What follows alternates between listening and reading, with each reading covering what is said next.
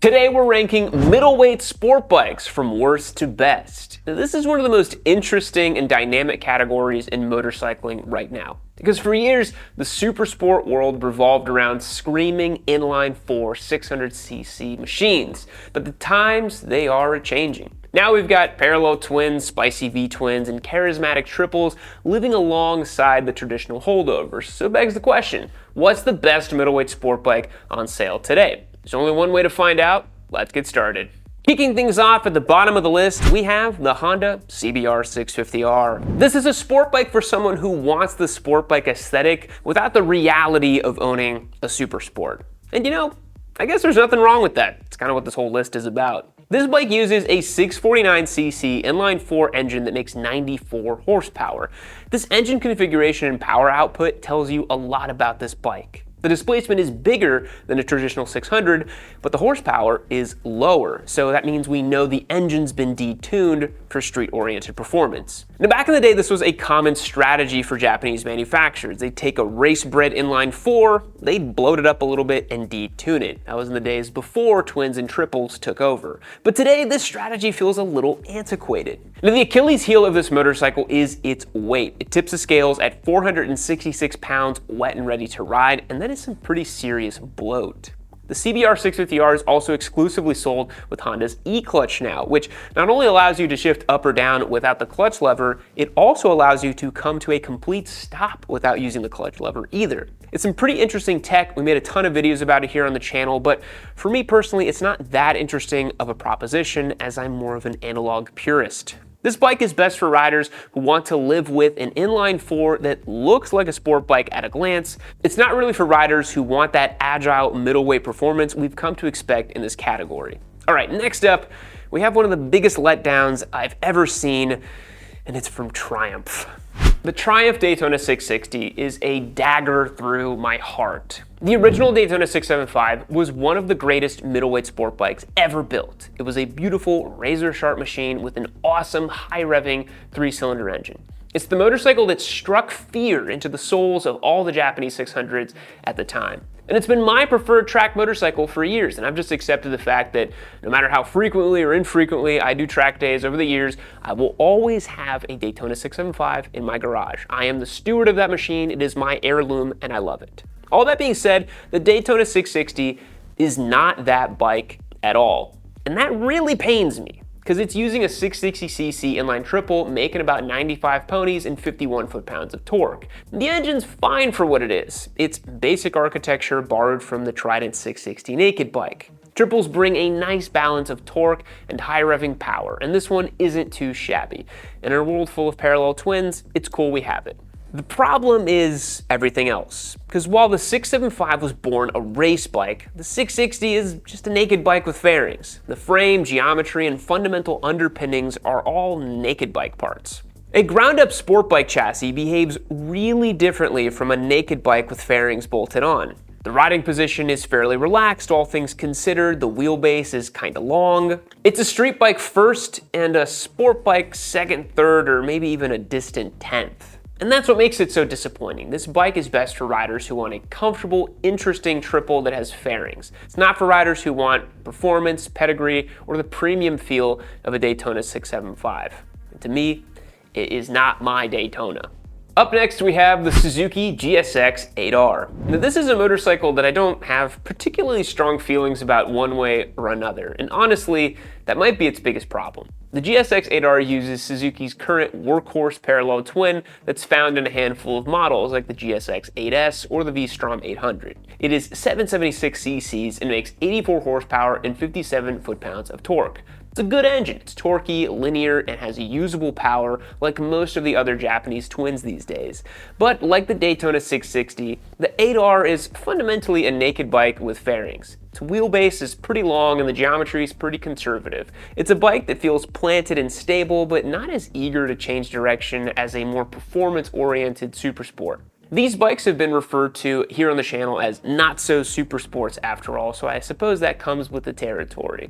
None of this makes the GSX-8R a bad motorcycle, you just have to know what you're getting into. More comfortable ergonomics, predictability, and standard tech you'd find on any Japanese middleweight. It's essentially like a sport touring light motorcycle.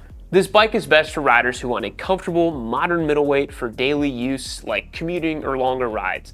It's not really for riders who want a super aggressive or exciting sport bike. But it's pretty middle of the road, and I think it's pretty good at what it does. Now let's move on to another option that is much more sporty in the world of not-so-super sports. The Yamaha R7 is an interesting motorcycle because it was equally praised by younger squids as it was maligned by older ones. This bike was highly criticized for being less powerful than the discontinued R6, despite the fact that Yamaha made it very clear that the R7 was not meant to be an R6 replacement. That's what the R9 was for.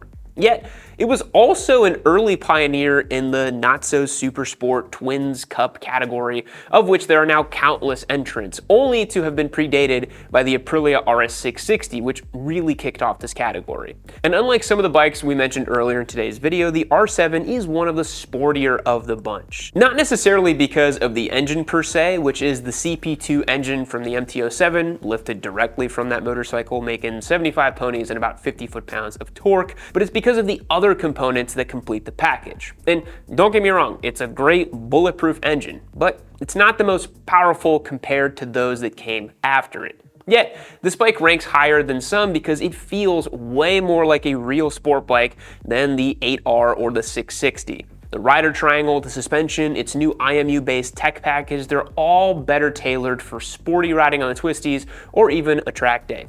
It's best for the rider who wants a sporty, no-nonsense, lightweight sport bike with a proven engine and advanced tech. And hey, it's got R-bike styling, so it looks pretty cool. It's not for riders who are chasing big horsepower figures or want a more comfortable ride for commuting or city riding. You know we're partial to spicy Italian V4s on this channel, and if you're riding a machine as iconic as a Ducati, you're gonna wanna check this out. Quadlock is one of our new channel sponsors for 2026, and they've partnered with Ducati for an official license collaboration, and it looks killer. They've launched the Ducati Corsa edition for that pure racing DNA, and the 100 Years edition celebrating a century of Italian heritage. These mag cases use the signature quad lock twist lock mechanism, and you can use their vibration dampener to save your phone's camera from those ultra high rev vibrations. Whether you go for a fork stem or a handlebar mount, this is race-bred performance for the road. Grab the official Ducati and Quadlock collaboration at quadlockcase.net or use the link in my description down below. Your cockpit deserves this upgrade. Thanks to Quadlock for the support on today's show. We're excited to work with an industry-leading partner like them. Now let's get back to the show. The Kawasaki ZX-6R is the last proper survivor of the traditional four-cylinder supersports era. And compared to the Gixxer 600 or the CBR 600RR, at least in how it's sold in the US, the ZX-6R is the only one worth purchasing.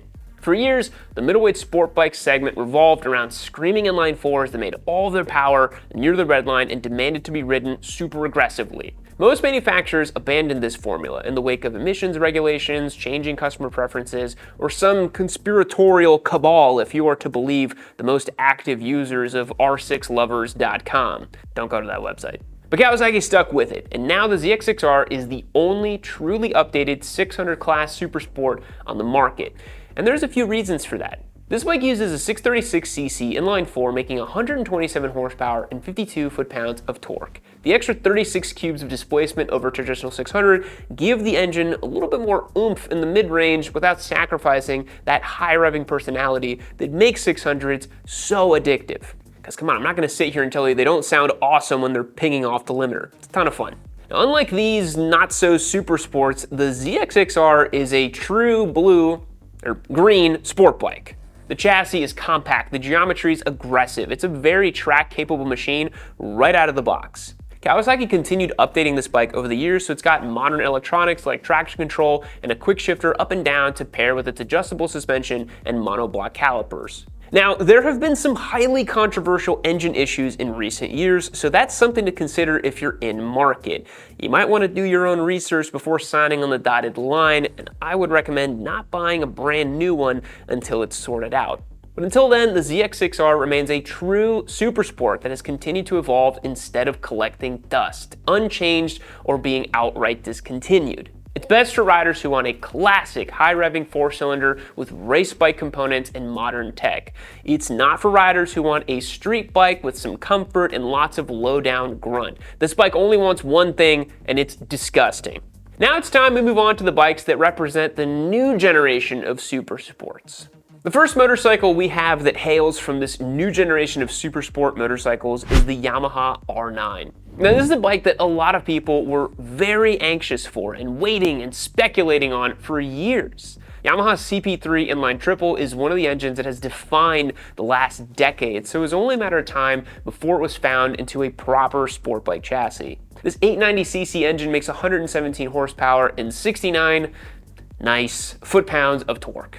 Just like the MT-09, the engine is really the star of the show. It's torquey, fun, and full of personality, and it's far less compromised than a traditional inline 4-600, making power basically everywhere in the rev range as opposed to just the tippy top end of the range. And unlike the parallel twins, you got significantly more power and a much cooler exhaust sound. This bike does a very good job of splitting the difference between a tried and true race bike and a fun and usable street bike. But the R9 is not perfect. There's that annoying dead spot in the rev range that needs to be flashed out from the ECU. And if you were to use it as a track bike, you can't fit tire warmers with the stock swing arm if you have proper slicks fitted on the machine. It's nearly there, but not totally perfect. Because this bike is best for riders who want a fantastic engine and a chassis that splits the difference between a race bike and a street bike in a pretty effective way. It's not for riders who can't move past the R6 discontinuation or want a bike that's a little more exotic with character you can only find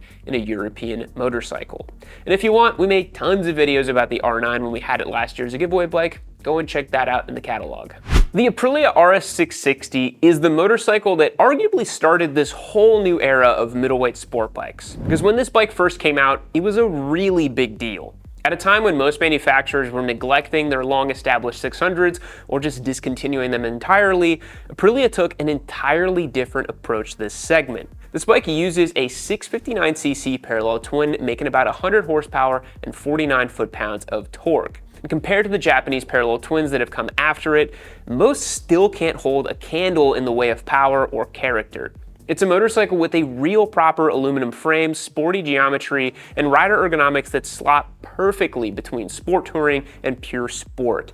It's one of my favorite new bikes on the market today because it just is so perfect. The RS660 also set an unrealistic standard for electronics in a middleweight bike. It's loaded with the same APRC goodies you'd find on Aprilia's flagship machines. The sound of the engine, the design, the interesting paint colors all bring a character that Japanese bikes just couldn't quite capture at the time. This bike sits so high on the list today because it's a near perfect execution of the new generation middleweight sport bike. Fun and usable power, a great sound, good looks, serious performance chops that don't totally overshadow practicality. And the price isn't that bad either. This bike is best for riders who want a light, premium middleweight sport bike with advanced tech and a great chassis. It's not for riders who want the most horsepower or the most totally bulletproof ownership experience that comes from Japanese bikes, but I think it may be the best choice on the list. But let's move on to the #1 spot and my favorite middleweight sport bike, and the one that I just can't stop simping over. The best middleweight sport bike in our ranking today is none other than the Ducati Panigale V2. Now, while the older Panigale V2 felt more like a scaled-down version of their flagship superbike, the current V2 adheres to the philosophy of the next-generation supersport incredibly well. It uses an 890cc V-twin engine making 120 horsepower and 69 foot-pounds of torque. Ducati has a way of being able to execute on higher levels than most other manufacturers. With just 2 cylinders, they're able to make nearly as much peak horsepower as a 600cc inline 4 with like 50% more torque accessible nearly everywhere in the rev range. The engine is great no matter how you're riding it, and it's very lightweight too. Whether it be cruising around town or ringing it out in the track or the local canyon roads, the chassis is wonderful as well, fully adjustable suspension, Brembo brakes, and a comprehensive tech package. The Panigale V2 is the complete package in performance, character, and even design, which I know is a controversial take since some people can't seem to stomach the new look of this bike, but I find it to be quite handsome, and in person, it looks great. It needs nothing right out of the box, which is really rare for any modern motorcycle. This bike is best for riders who want the ultimate middleweight sport bike experience with premium components, great performance, and even a little bit of European flair. It's not for riders who are trying to maximize value or who want old school super sport experiences. But if I could pick only one of these bikes, it would be the V2 all day long. And yes, you do have to pay to play. It's a little pricey. But that's our ranking for today, boys. Thanks for sticking with me until the end. Of course, I couldn't mention every single motorcycle in the category. The KTM 990 RCR, for instance, is another new competitor in the new gen supersport era, but because it's so new, I have yet to personally ride one. I didn't feel comfortable ranking it in the video today. Plus, it took down Zach Quartz, so for that, I'm having to leave it in the penalty box for now. Also, if you live in Europe, I know you have an updated CBR 600RR.